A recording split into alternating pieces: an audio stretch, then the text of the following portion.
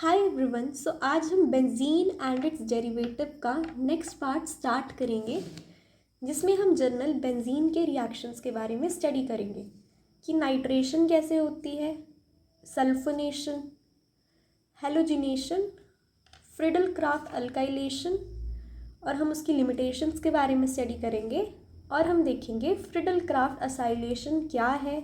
इन सब चीज़ों का हम मैकेनिज्म के बारे में स्टडी करेंगे। तो अब हम स्टार्ट करेंगे इलेक्ट्रोफिलिक सब्स्टिट्यूशन इन बेंजीन कि बेंजीन में इलेक्ट्रोफिलिक सब्स्टिट्यूशन रिएक्शन कैसे होता है। ठीक है, तो हमें पता है जो बेंजीन जो है उसमें पाई सिस्टम प्रेजेंट है। उस पाई सिस्टम की वजह से हमारे जो पाई इलेक्ट्रॉन्स है उनका जो डीलोकलाइजेशन होता है। जब हमारे पाई इलेक्ट्रॉन्स की डीलोकलाइजेशन होगी तो हमारे जो है रेजोनेंस होगी हमारे कंपाउंड में, और ये सब चीज़ें रिस्पॉन्सिबल हैं हमारे बेंजीन की स्टेबिलिटी के लिए। तो क्या बोला, बेंजीन में पाई सिस्टम है जिसकी वजह से जो पाई इलेक्ट्रॉन्स हैं उनकी डीलोकलाइजेशन होगी, फिर इसकी वजह से रेजोनेंस आएगी हमारी बेंजीन में, और ये रिस्पॉन्सिबल है हमारी स्टेबिलिटी ऑफ बेंजीन के। अब यहाँ जो पाई इलेक्ट्रॉन्स जो हैं जिनकी डीलोकलाइजेशन हुई है वो जर्नल जो है इलेक्ट्रॉन क्लाउड बनाते हैं बेंजीन में।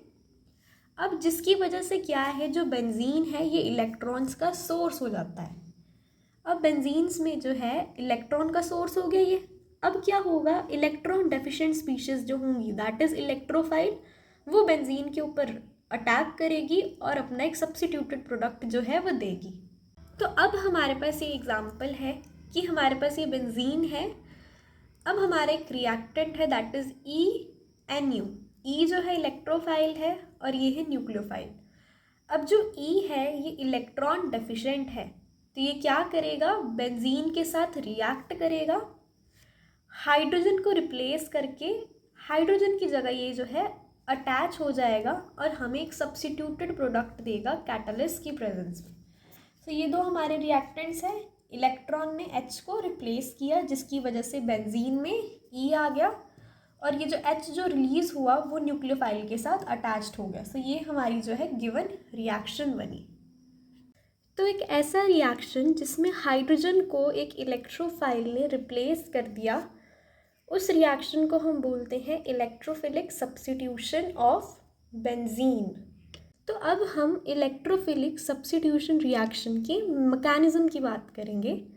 तो ये जर्नल 3 स्टेप्स में होता है। तो फर्स्ट स्टेप है फॉर्मेशन ऑफ एन इलेक्ट्रोफाइल। तो जर्नल क्या है, हमारा एक रिएक्टेंट कैटलिस्ट के साथ रिएक्ट करेगा।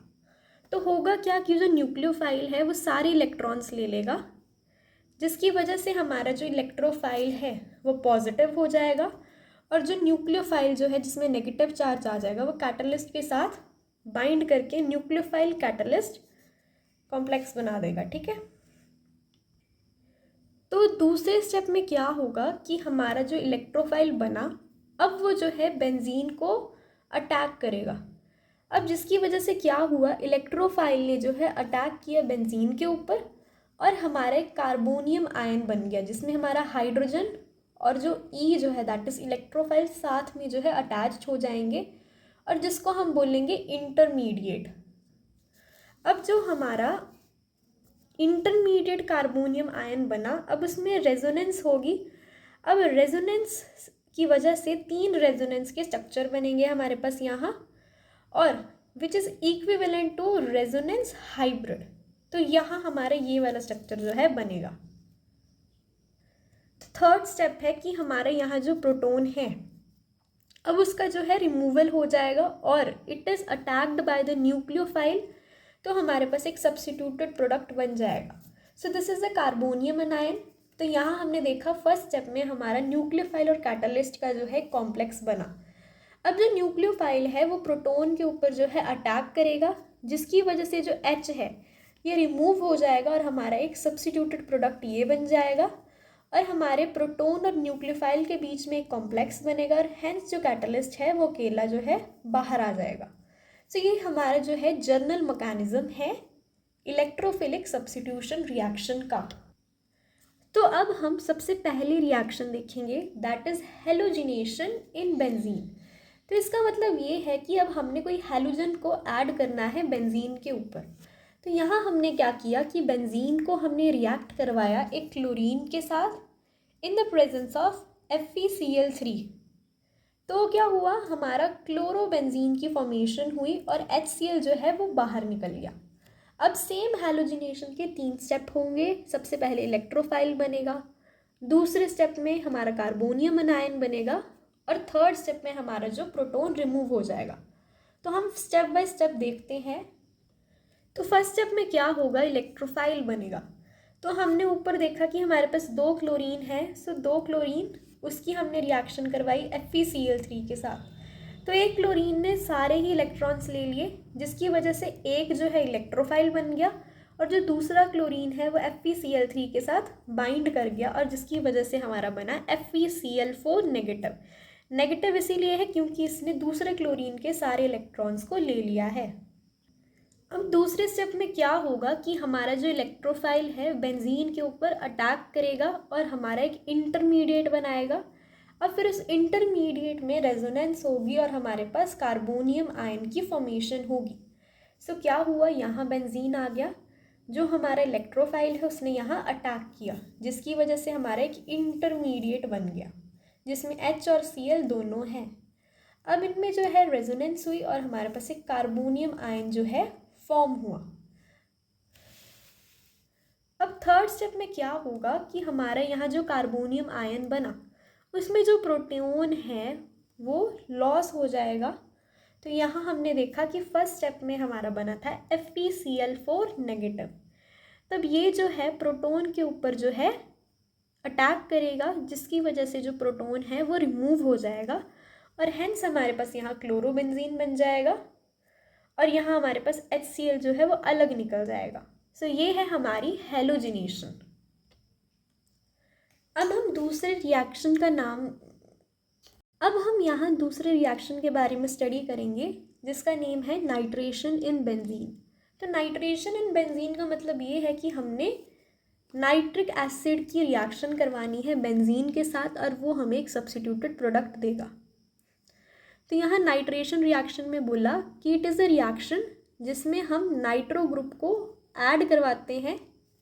ठीक है जी। तो इसमें जर्नल क्या होगा कि जो बेंजीन है वो कॉन्सेंट्रेटेड नाइट्रिक एसिड के साथ रिएक्ट करेगा कॉन्सेंट्रेटेड सल्फ्यूरिक एसिड की प्रेजेंस में एट 60 डिग्री सेल्सियस में। ओके, और वो बनाएगा नाइट्रोबेंजीन। तो यहाँ हमारे पास बेंजीन है, नाइट्रिक एसिड को हमने ओपन फॉर्म में लिख दिया है। अब जर्नल क्या होगा, इसकी हम रिएक्शन करवाएंगे कॉन्सेंट्रेटेड सल्फ्यूरिक एसिड की प्रेजेंस में। तो होगा क्या कि हमारा जो नाइट्रो ग्रुप है वो बेंजीन के ऊपर जो है अटैच्ड हो जाएगा और ये जो वाटर है ये रिमूव आउट हो जाएगा। So this is a nitrobenzene और यहाँ जो है हमारा वाटर जो है रिमूव हो गया। तो अब हम नाइट्रेशन के मैकेनिज्म की बात करेंगे। तो सबसे पहला स्टेप है that is formation of electrophile. तो इसमें हमने इलेक्ट्रोफाइल बनाना है। तो जर्नल क्या होगा कि हमारा यहाँ सल्फ्यूरिक एसिड है, उसने प्रोटॉन को रिमूव कर दिया जिसकी वजह से H पॉजिटिव और HSO4 नेगेटिव बन गया। अब क्या होगा कि हमारे ये जो प्रोटॉन है सल्फ्यूरिक एसिड से ये नाइट्रिक एसिड जो है इसको एक्सेप्ट कर देगा, जिसकी वजह से हमारा एक प्रोटोनेटेड नाइट्रिक एसिड की फॉर्मेशन हो जाएगी। तो इसने H किया, अब यहाँ जो H है ये भी इसके साथ लग गया। अब इस प्रोटोनेटेड नाइट्रिक एसिड जो है ये क्या करेगा, वाटर को जो है लूज़ कर देगा, जिसकी वजह से जो है हमारा एक नाइट्रोनियम आयन की फॉर्मेशन हो जाएगी और ये जो नाइट्रोनियम आयन है यही हमारा इस रिएक्शन में इलेक्ट्रोफाइल है। अब दूसरे स्टेप में क्या होगा कि हमारा जो इलेक्ट्रोफाइल बना अब वो बेंजीन के ऊपर जो है अपना अटैक करेगा। सबसे पहले क्या लिया हमने, यहाँ बेंजीन ले लिया, यहाँ जो नाइट्रोनियम आयन है वो बेंजीन के ऊपर रिएक्ट करेगा और ये वाला जो स्टेप है ये स्लो रेट में होता है और जिसकी वजह से हमारा यहाँ कार्बोनियम आयन बन गया। अब ये जो कार्बोनियम आयन है इसमें रेजोनेंस होगी और जिसकी वजह से हमारा एक रेजोनेंस हाइब्रिड की फॉर्मेशन होगी। अब थर्ड स्टेप में क्या है कि हमारा जो प्रोटॉन है बेंजीन से रिमूव हो जाएगा। तो हमारे पास ये स्ट्रक्चर है कि ये हमारा कार्बोनियम आयन है। इसमें जो फर्स्ट स्टेप में हमारा जो SHO4 नेगेटिव बना था वो इसके ऊपर अटैक करेगा, जिसकी वजह से वाटर रिमूव हो जाएगा और यहाँ हमारा सल्फ्यूरिक एसिड बन जाएगा और हमारा यहाँ नाइट्रोबेंजीन की फॉर्मेशन हो जाएगी।